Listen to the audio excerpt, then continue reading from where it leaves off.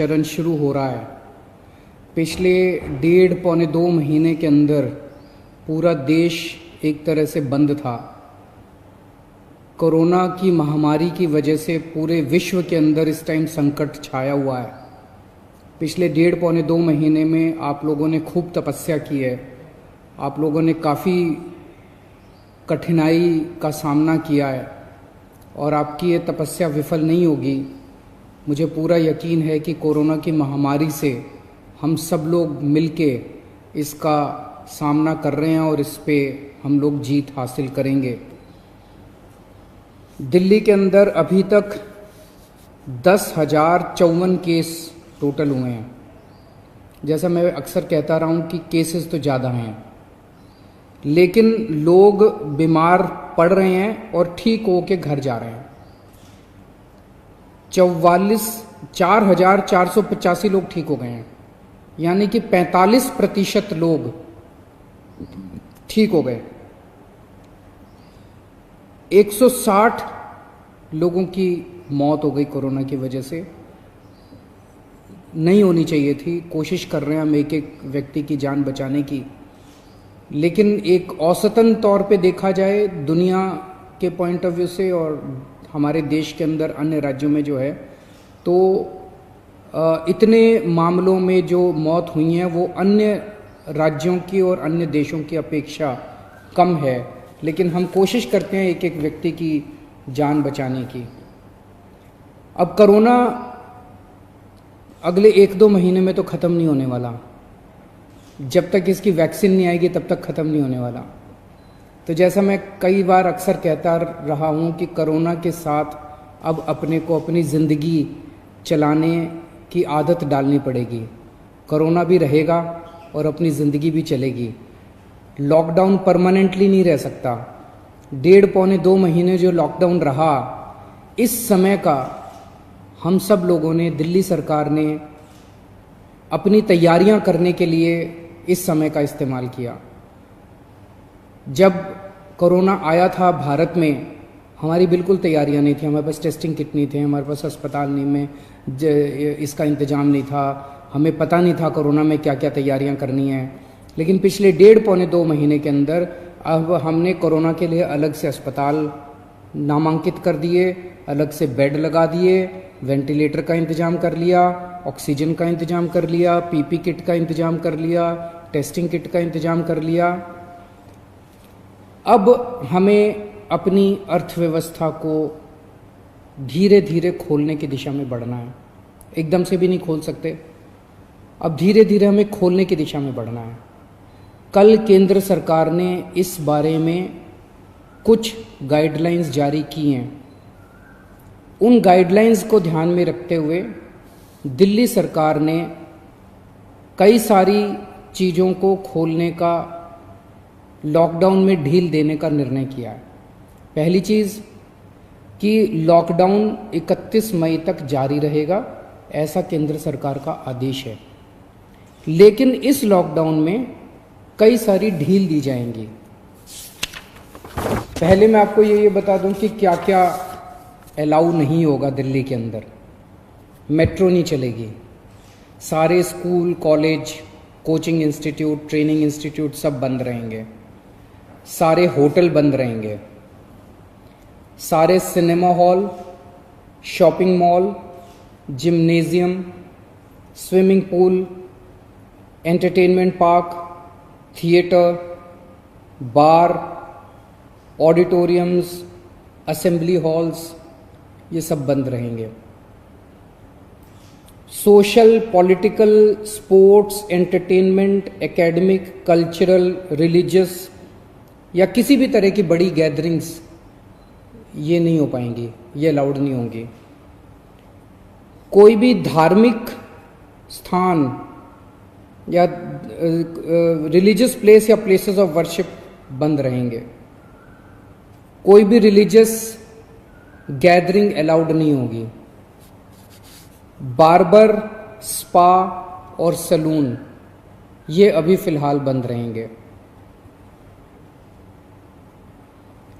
शाम को 7 बजे से सुबह 7 बजे तक घर से निकलना अलाउड नहीं होगा, केवल एसेंशियल सर्विसेज के लिए अलाउड होगा। 65 साल से ऊपर की उम्र के लोग, 10 साल से छोटे बच्चे, प्रेग्नेंट महिलाएं और जिन लोगों को दूसरी बीमारियां हैं जैसे डायबिटीज़, दिल की बीमारी, ऐसे लोग का घर से निकलना वर्जित होगा, क्योंकि इन लोगों के लिए कोरोना जानलेवा साबित होता है। रेस्टोरेंट्स को खुलना अलाउ होगा, लेकिन वहां बैठ के खाना अलाउड नहीं होगा, केवल रेस्टोरेंट्स में होम डिलीवरी अलाउ होगी। स्पोर्ट्स कॉम्प्लेक्स और स्टेडियम ये खोल दिए जाएंगे, लेकिन यहां किसी भी मैच के दौरान दर्शक अलाउड नहीं होंगे।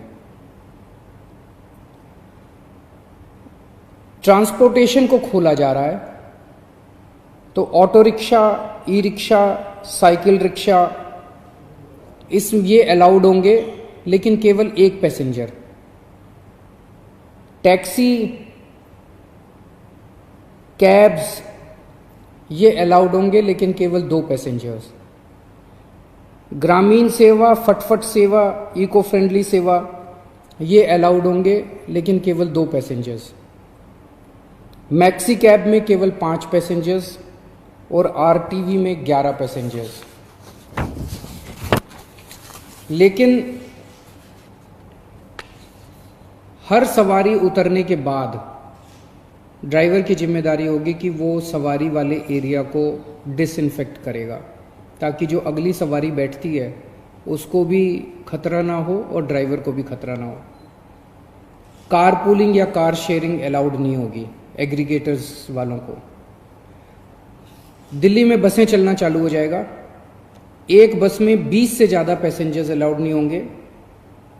बस में चढ़ने के पहले हर पैसेंजर की स्क्रीनिंग की जाएगी और हर बस स्टॉप के ऊपर ट्रांसपोर्ट डिपार्टमेंट की जिम्मेदारी होगी कि सोशल डिस्टेंसिंग मेंटेन करे, बसों के अंदर भी और हर बस स्टॉप के ऊपर भी। व्हीकल्स और इंडिविजुअल्स का मूवमेंट अलाउड होगा पूरे दिल्ली में। 4 व्हीलर्स के अंदर 2 पैसेंजर से ज़्यादा अलाउड नहीं होंगे और 2 व्हीलर के ऊपर पीछे बैठ के सवारी अलाउड नहीं होगी, पीछे पिलियन राइडर अलाउड नहीं होगा। सभी सरकारी और सभी प्राइवेट दफ्तर खुल जाएंगे अपनी पूरी स्टाफ के साथ, लेकिन कोशिश ज़्यादा से ज़्यादा प्राइवेट ऑफिस वाले ये करें कि ज़्यादा से ज़्यादा लोग घर में जितने काम कर सकते हैं वर्क फ्रॉम होम रहे।